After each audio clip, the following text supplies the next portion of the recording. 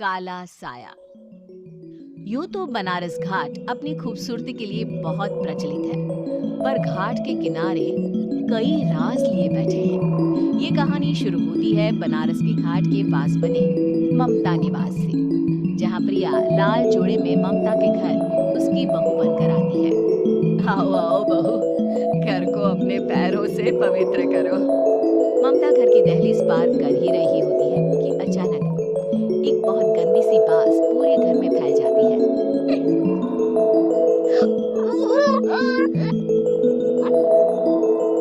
ये बदबू और ये आवाजें, ये कौन हंस रहा है माँ? ये पड़ोसी ना हमारे थोड़े अलग से है। कहाँ हम शाकाहारी और ये मांस मच्छी खाने वाले। छोड़, तू ध्यान मत दे और गृह प्रवेश कर। और हाँ बहू, अपनी सास की एक बात हमेशा याद रखना, इन पड़ोसियों से तो कभी बात नहीं करेगी। अच्छे लोग नहीं है ये। अपनी सास की ये बात मानेगी ना बेटा? हाँ माँ, जो आपकी मर्जी, मैं उनसे बात नहीं करूंगी। अगले दिन प्रिया अपनी पहली रसोई बनाने रसोई घर में जाती है। ये छोटी बात तो नाक में जा रही है। एक काम करती हूँ, खिड़की खोल देती हूँ। प्रिया खिड़की खोलने जाती है। इतने जाले! लगता है इस खिड़की को कभी खोला ही नहीं गया। पर ऐसा क्यों? नॉन-वेज की स्मेल आती होगी ना? 2 मिनट के लिए खोल लेती हूँ, फिर बंद कर दूंगी। प्रिया खिड़की खोलती है। खिड़की खोलते ही उसकी नजर सामने वाले घर की खिड़की पर पड़ती है, जहाँ एक लड़की खड़ी होती है। हाथों में मेहंदी, लाल रंग की साड़ी, बिल्कुल सजी-धजी, मानो प्रिया की तरह ही वो भी नई नवेली बहू हो। वो प्रिया को देखकर मुस्कुराती है। हे भगवान, माँ ने तो इनसे बात करने को मना किया था। प्रिया फौरन ही खिड़की बंद कर देती है और तवे पर चढ़े रोटी की ओर देखने लगती है, पर वहाँ रोटी न होकर मछली पड़ी होती है। ये क्या? पहली ही रसोई में इतनी बड़ी गलती! हे भगवान, अब मैं क्या करूं? प्रिया बहुत डर जाती है और फौरन रसोई की सफाई करने और फिर सभी के लिए खाना बनाने लग जाती है। जब वो सबको खाना परोसती है, सब तो ठीक है, मैं बेकार में चिंता कर रही थी। हे भगवान, ऐसे ही बस अपनी कृपा बनाए रखना। रात के वक्त जब सब सो रहे होते हैं, तब प्रिया को पायल की आवाज सुनाई देती है, जिससे उसकी आंख खुल जाती है। ये पायल की आवाज कहाँ से आ रही है? प्रिया उठकर उस आवाज के पीछे छत की सीढ़ियों तक जाती है। तभी उसे बच्चे के रोने की आवाज आती है। प्रिया छत पर जाती है तो क्या देखती है? वहीं लाल साड़ी वाली लड़की अपनी गोद में एक नवजात बच्चे को घुमा घुमा कर सुला रही होगी। तभी प्रिया की नजर उसके पेट पर पड़ती है। ओह गॉड, ये तो प्रेग्नेंट भी है। सुनिए, बच्चा सो नहीं रहा है क्या? मैं कुछ मदद करूं? नहीं नहीं, आपके घर वालों को अच्छा नहीं लगेगा, मैं संभाल लूंगी। स्नेहा की गोद से बच्चा हाथ मारकर प्रिया की गोद में आने को छटपटाने लगता है। दोनों घर अगल बगल में बने होने के कारण प्रिया उस बच्चे को गोद में ले लेती है। प्रिया के पास आते ही वो सो जाता है। बच्चे का वो स्पर्श रात भर प्रिया भूल नहीं पाती और अगली सुबह वो छत पर कपड़े सुखा रही होती है। तभी उसे एक औरत इशारा करके बुलाती है।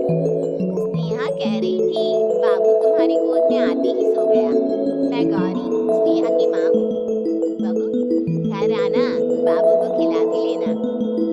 शाम को जब घर पर कोई नहीं रहता, बच्चे से मिलने के लिए प्रिया छिपकर अपनी पड़ोसन के घर चली जाती है और कुछ देर बच्चे को खिलाकर वापस लौट आती है। इसके कुछ दिन बाद ही प्रिया को पता चलता है कि वो माँ बनने वाली है। ममता की खुशी का ठिकाना नहीं रहता।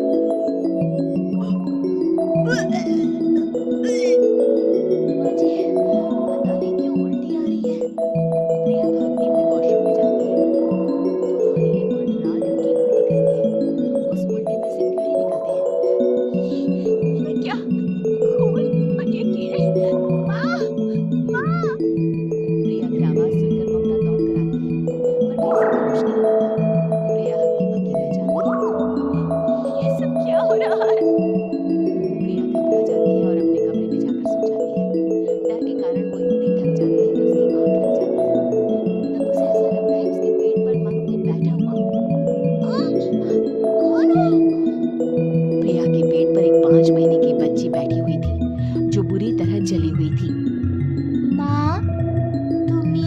लाई ना अपने पेट में। मैं तुम्हारी माँ नहीं हूँ। कौन हो तुम? माँ, देखो मैं जन्मी बुरी तरह से, 6 महीने पेट में रहने को भी मुझे नहीं मिला। सिखा दो ना माँ।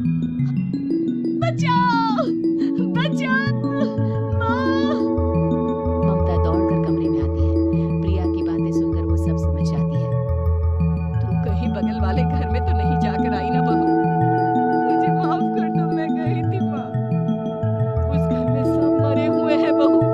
कई साल पहले स्नेहा उस घर में बहू बनकर आई थी। कुछ ही दिन में वो एक बच्चे को जन्म देने वाली थी। पूरा घर बच्चे के आने की खुशी में खोया था कि एक दिन अचानक उस घर में आग लग गई। सब बुरी तरह जलकर मर गए। गौरी आज भी दादी बनने का इंतजार कर रही है और इसीलिए स्नेहा ने अपना अजन्मा बच्चा तुम्हारी कोख में डाल दिया। ममता ये कह रही होती है कि पीछे से उसके पैरों को एक बच्चा पकड़ लेता है।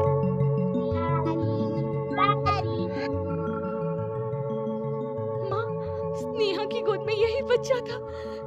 ये बच्चा कौन है फिर? तेरी मौत है। तेरी भी दादी। जिस जिसका ममता को डर था वही हो गया। ममता निवास के ऊपर मौत ने एक चादर बिछा दी थी। प्रिया का पेट ऐसे ही बढ़ जाता है मानो 9 महीने का हो। 2 हाथ उसके पेट से बाहर निकलते हैं। बहू, संतोष को फोन कर, किसी पंडित जी को बुला बहू। प्रिया का पति भागता हुआ घर आता है। ये तो होना ही था माँ। तेरा पाप तेरे सामने आ गया तो तू सह नहीं पा रही है। स्नेहा घर में आग लगी नहीं थी, माँ ने लगाई थी प्रॉपर्टी की लालच में। और वो बच्चा मेरी पहली पत्नी का बच्चा है, मेरा बेटा, जो कि उस आग की चपेट का शिकार हो गया था। मैंने तुमसे ये सब माँ के कहने पर छुपाया था। मुझे माफ कर दो प्रिया। तुम अगर चाहो तो यहाँ से जा सकती हो। मैं तुम्हें किसी भी बंधन में रखना नहीं चाहता। मेरी शादी हुई है आपसे, मैं आपको छोड़ नहीं सकती, पर उससे पहले हमें स्नेहा, उसकी माँ और बच्चे की आत्मा की शांति करवानी होगी। संतोष और ममता गौरी के घर जाते हैं। अंदर सब कुछ जला हुआ होता है। जमीन पर जली हुई लाशें बिखरी हुई थी। ममता रो रो कर अपनी